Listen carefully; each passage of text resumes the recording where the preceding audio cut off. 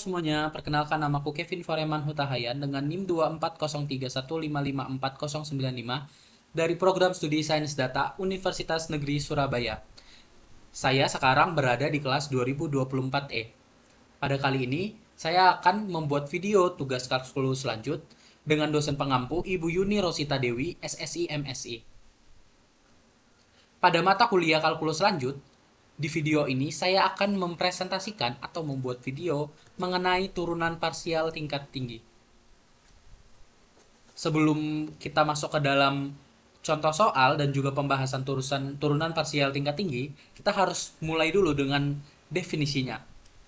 Apa sih itu turunan parsial tingkat tinggi? Secara sederhana, turunan parsial tingkat tinggi ini adalah turunan parsial dari turunan parsial sebelumnya. Nah, lebih spesifiknya itu untuk tingkat n yang lebih besar atau sama dengan 2, kita itu menyebutnya dengan turunan parsial tingkat tinggi. Nah, kita kan udah tahu turunan pertama itu berfungsi untuk mengukur laju perubahan suatu fungsi, dan turunan kedua itu gunanya untuk mengukur laju perubahan, dan laju perubahan tersebut, nah itu sering dikaitkan dengan percepatan. Nah, kalau turunan parsial tingkat tinggi ini adalah kelanjutan dari proses tersebut. Berarti kita mencari turunan parsial dari turunan parsial sebelumnya, dan kita bisa melakukannya berulang kali untuk n lebih dari sama dengan 2. Nah, misalnya ini kita mempunyai fungsi f(x, y) dengan dua peubah, kita itu bisa mendapatkan 4 jenis turunan parsial tingkat tinggi tingkat 2 setelah mencari turunan fungsi f(x, y). Nah, misalnya kita ini punya fungsi f(x, y). Kita itu mencari eh, turunan dengan dua peubah. Nanti itu memiliki 4 jenis turunan yang berbeda.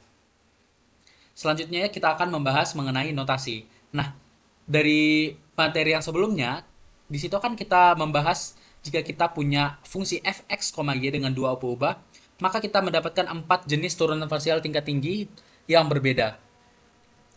Yang pertama itu f(x(x) atau yang berarti kita menurunkan f terhadap x dua kali berturut-turut. Yang kedua, f(x,y) yang artinya kita menurunkan f terhadap x terlebih dahulu, kemudian hasilnya kita turunkan terhadap y. Lalu yang ketiga ada f(y,y) yang artinya kita menurunkan f terlebih dahulu terhadap x terhadap y dua kali berturut-turut. Yang keempat, fungsi f(y,x) yang artinya kita menurunkan terlebih dahulu fungsi tersebut terhadap y, kemudian hasilnya kita akan turunkan terhadap x. Nah, kita masuk nih ke contoh soal agar lebih mudah dari notasi tadi. Kita pakai soal yang gampang dulu ya teman-teman. Misalnya kita itu menggunakan uh, carilah turunan fungsi fx, fy, fxx, fxy, fyy, fyx dari fungsi x, y sama dengan xy kuadrat ditambah x pangkat 3 y pangkat 3. Nah, karena ini dua peubah, maka selain fungsi dari fx, y itu menghasilkan 4 jenis yang berbeda tadi, yaitu fxx, fxy, fyy, dan fyx. Nah, tadi kan sudah saya jelaskan untuk mendapatkan fxx ini, kita harus menurunkan dulu terhadap x, lalu kita turunkan lagi terhadap x. Nah, pertama kita cari turunan terhadap x-nya dari fungsi tersebut apa? Di soalnya kan x y kuadrat ditambah x pangkat 3 y pangkat 3. Maka kita akan menurunkan satu persatu. Awalnya kita akan menurunkan terhadap x y kuadrat.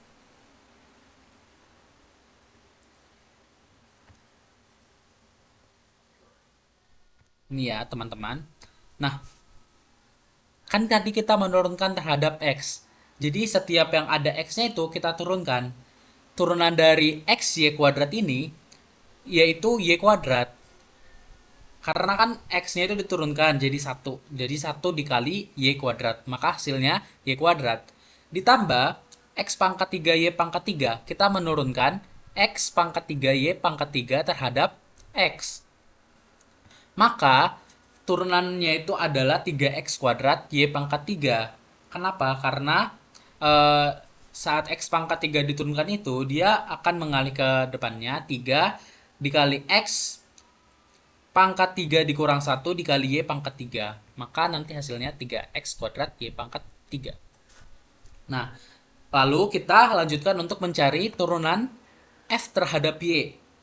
Seperti yang tadi, kita akan menurunkan bagian dari XY kuadrat dan ditambah X pangkat 3 Y pangkat 3. Maka kita akan menemukan 2 dikali X Y pangkat 2 dikurang 1 ditambah X pangkat 3 dikali 3 dikali Y pangkat 3 dikurang 1. Maka akan ketemu hasilnya 2XY ditambah 3X pangkat 3 dikali Y pangkat 2. Nah, udah dapat nih turunan pertama terhadap X sama Y-nya. Selanjutnya kita cari fxx, turunan kedua terhadap turunan pertama dari fungsi fx tadi, turunan pertama. Kita cari turunan pertama dari fungsi ini. Nah, Y kuadrat ini kan tidak mengandung X. Maka nanti hasilnya 0 ditambah, maka nanti hasilnya itu kita kasih text box baru ya teman-teman, biar lebih paham. Kita enter saja.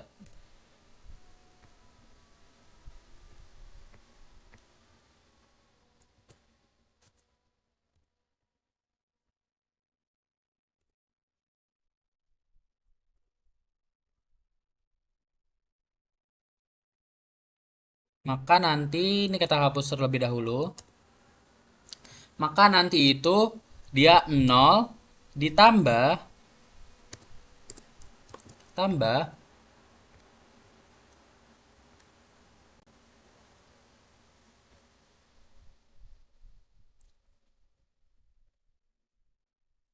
nah kan terhadap X 3X kuadrat turunannya adalah 6X Y pangkat 3. Y-nya tetap karena kan yang diturunkan terhadap X doang. Maka nanti hasilnya adalah 6X Y pangkat 3. Terus turunan Fx terhadap Y. Nah, ini kan ada Y kuadrat. Dia mengandung Y. Maka nanti dia 2Y ditambah 9X kuadrat dikali Y kuadrat. Nah, ini kan tadi terhadap Y. Karena Y-nya pangkat 3, maka 3 dikali 3, 9. 3 dikurang 1, 2. Selanjutnya, turunan pertama dari fungsi Fy. Nah, kita kan tadi udah menurunkan dari sini ke sini ke Fy-nya. Di Fy-nya ini untuk mendapatkan Fy-nya kita turunkan lagi. Maka kan terhadap Y berarti 1 dikali 2X dikali 1 ditambah 2 dikali 3X pangkat 3 dikali Y. Maka nanti hasilnya kita dapat itu 2X ditambah 6X pangkat 3 dikali Y. Sama juga bagian Fyx, turunkan bagian Y tapi terhadap X. Maka X-nya kan hilang karena udah kita turunkan. Maka 2Y ditambah 3 dikali 3, 9. 3 kurang 1, 2. Y pangkat 2. Nanti hasilnya 2Y ditambah 9X kuadrat Y kuadrat. Oke. Materi selanjutnya itu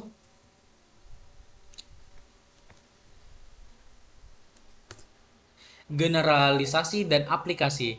Nah, turunan parsial tingkat 2 pada fungsi 3 peubah itu sehingga pada turunan kan turunan parsial tingkat 2 itu punya rumus. Kalau misalnya dia itu jadi M pangkat N.